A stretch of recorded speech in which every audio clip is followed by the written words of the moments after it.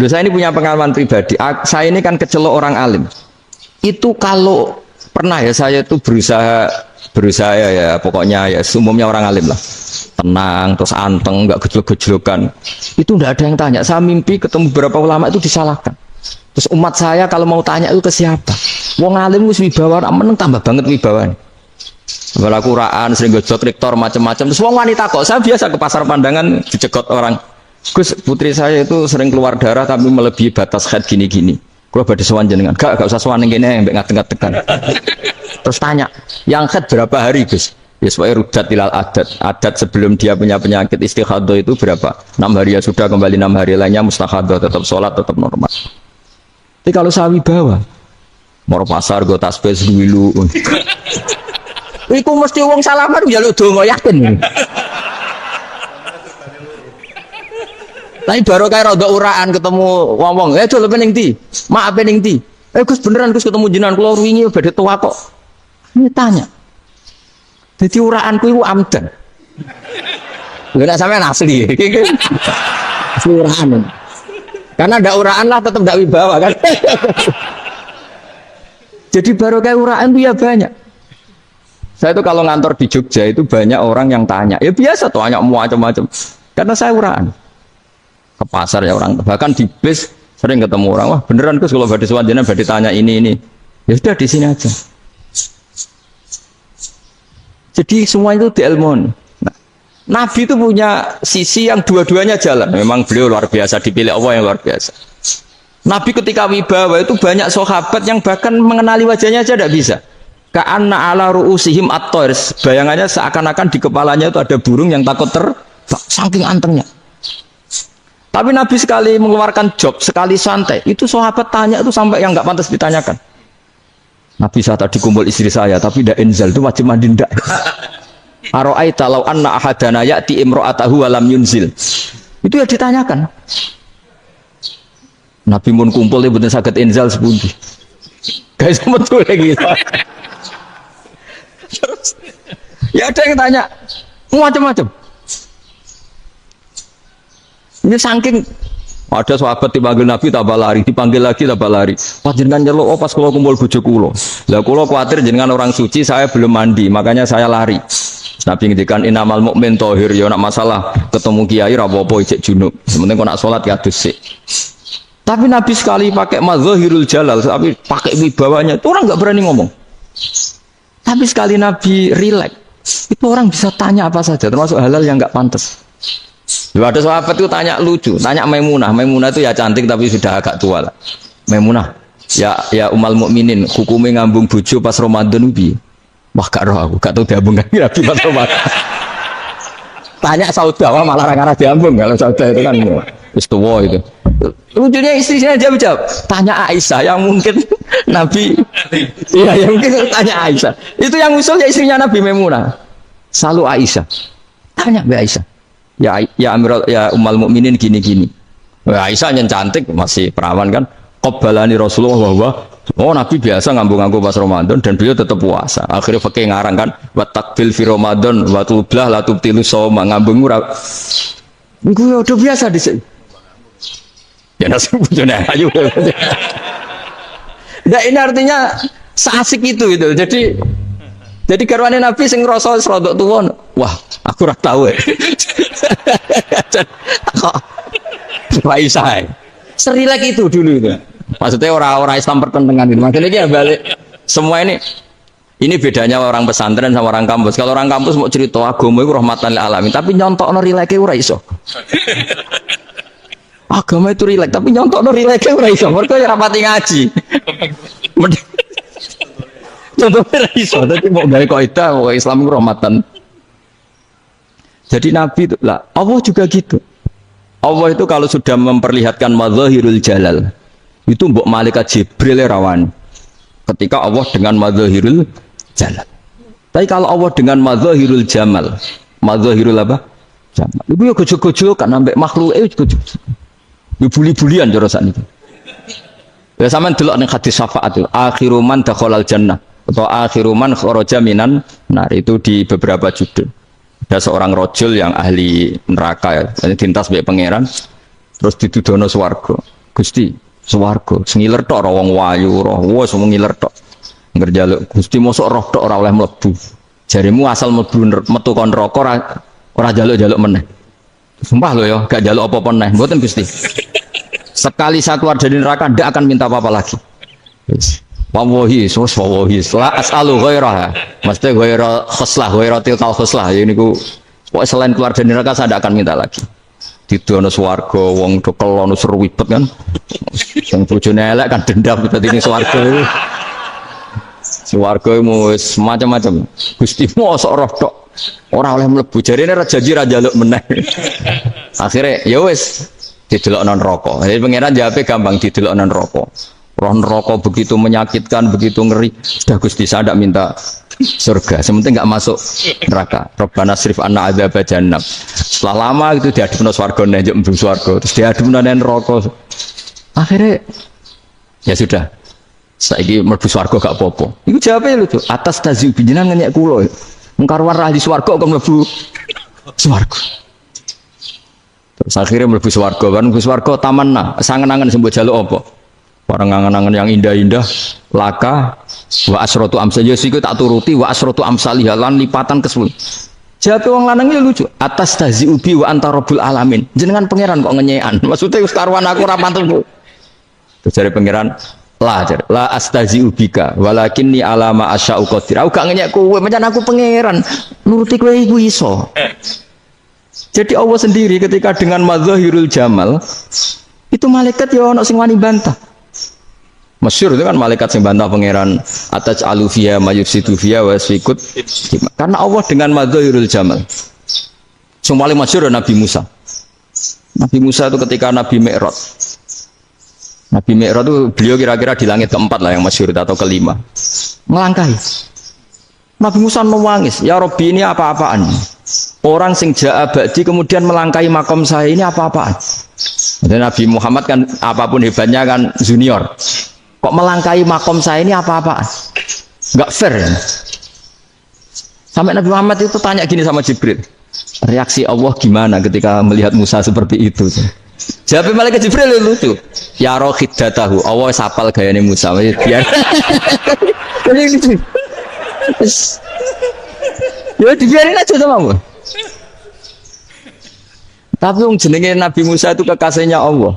Tetap berkah bagi kita. Betul. Ketika setelah Mi'raj diwajibkan sholat 50. Gentena Nabi Musa kelihatan nabinya. Sebenarnya Nabi Musa itu sebetulnya loh, gak menguntungkan kita sebetulnya. Tapi yang menguntungkan, sebenarnya tidak niat menguntungkan kita, tapi menguntungkan. Nabi Ibrahim kan di langit ke-6, keren lah. Konti dong ketemu Allah ngeten-ngeten kan sholat seket. Karena Nabi Ibrahim terkenal Nabi baik ada bantah. Bareng Nabi Musa. Kenapa diceluk pangeran? Kalau akan sholat ping seket. Inna umataka la tutiku dalik. Wah, gak kuat umatmu.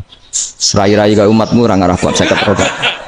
Tapi sebenarnya Nabi Musa itu niatnya bukan membela kita. Fa inna ummati la umatku sing gagah-gagah ra iso meneng umat. Berarti sebenarnya itu masih pakai gengsinya. Wes ngono-ngono lah sementing kita untung.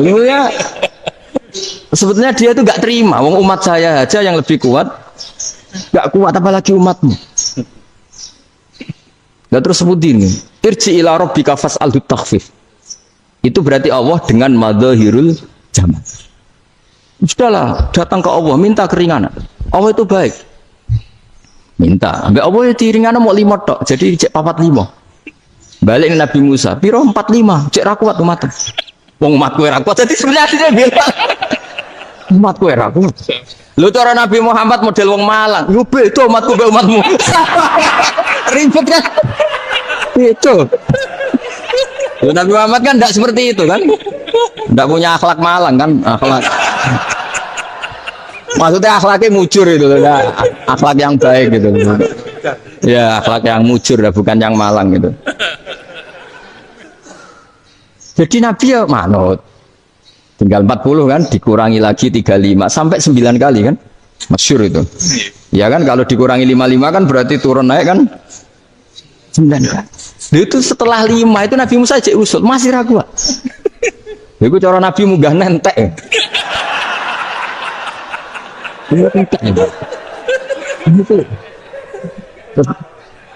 Iya, doa tuntas betul. Bebas. Sebebas. Terus munggah ado-ado laopo. Ngapain itu? Akhirnya Nabi Muhammad sudah sampun ya kalimah Allah. Saya ini malu sama Allah.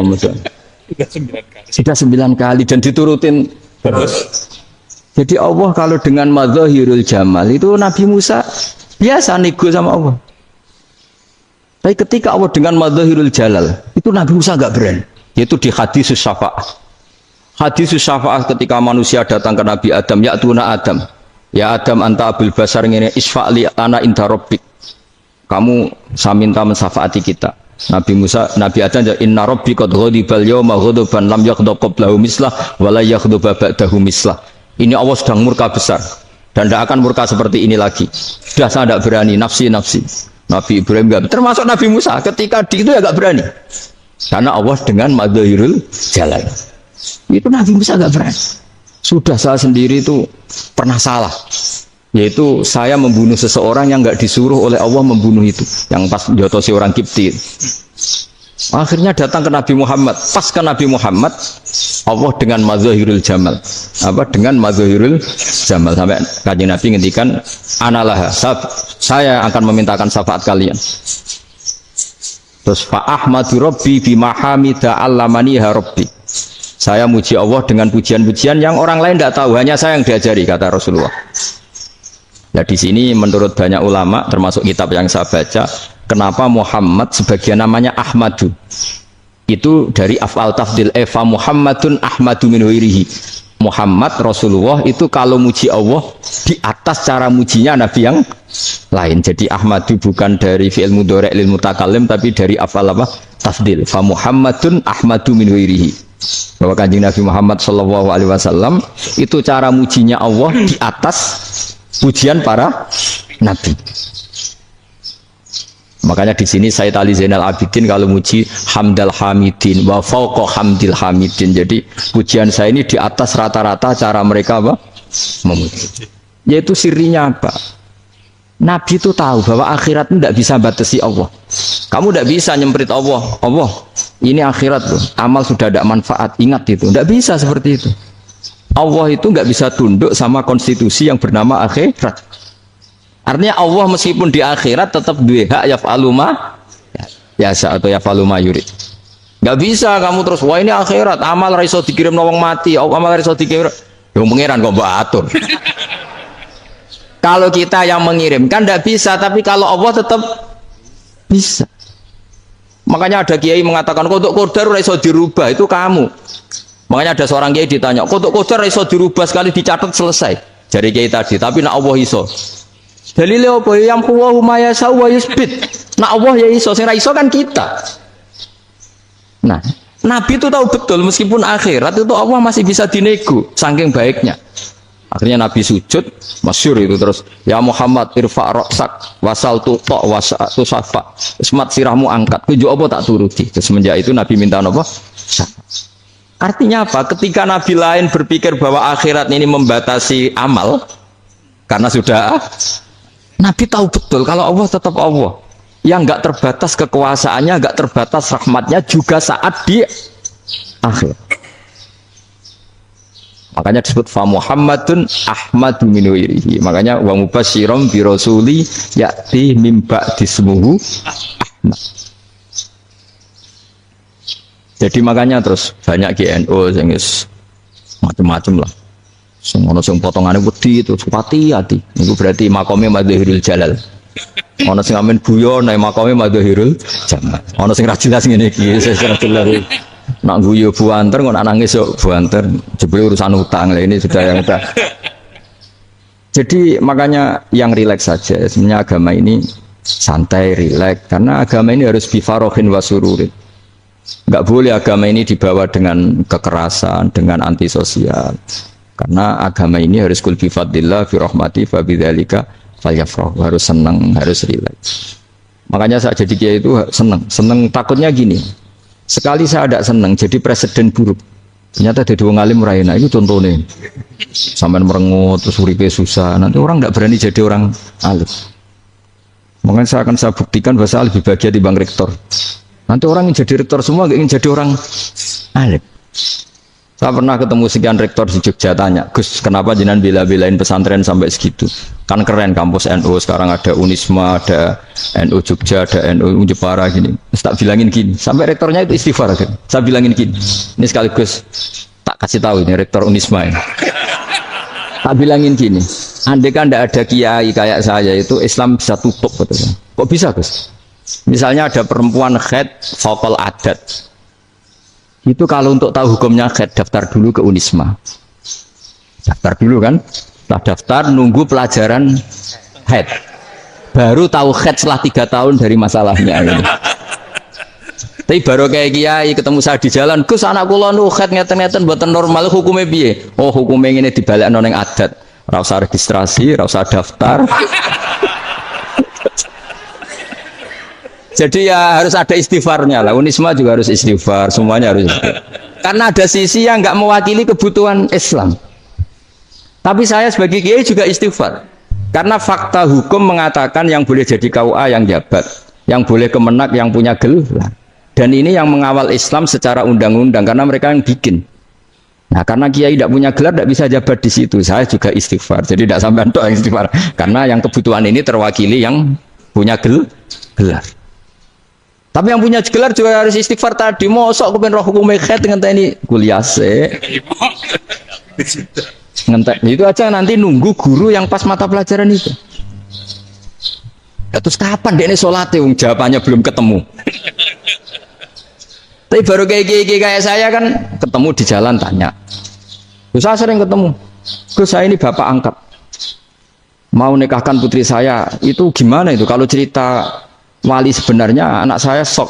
Kalau nggak cerita nggak sah karena saya bapak angkat. Itu banyak. Hanya tak akali ya sudah wali yang sebenarnya taukil pada hakim tanpa diketahui tapi hakikatnya itu taukil hakim. Itu kan tidak gampang. Dan tapi kalau tanyanya di kampus registrasi dulu, daftar dulu, baru tahun berapa ada pelajaran itu? Iya kan? Semester 5 ya? Iya. Oh, itu kan. Jadi jangan kira terus sistem Unisma itu yang terbaik di dunia, tidak juga kan? Tidak juga. Dan sistem-sistem yang lain maksudnya ada. Tapi sistem kiai loh, Bamun juga sering pesen saya, kowe kudu seneng pegawai negeri. Piye sing jaga agama pegawai negeri. Kemarin pas acara 7 harinya Gus Robasa matur itu di depan para kiai. Setelah saya jadi kiai ya itu nyata. Islam di Papua, di NTT yang bawa siapa? Dokter negeri, ya kan? KUA negeri. Barokahnya mereka negeri dijamin negara kan? Barokahnya Muslim berkebutuhan Islam. Akhirnya bikin musola di situ, bikin masjid.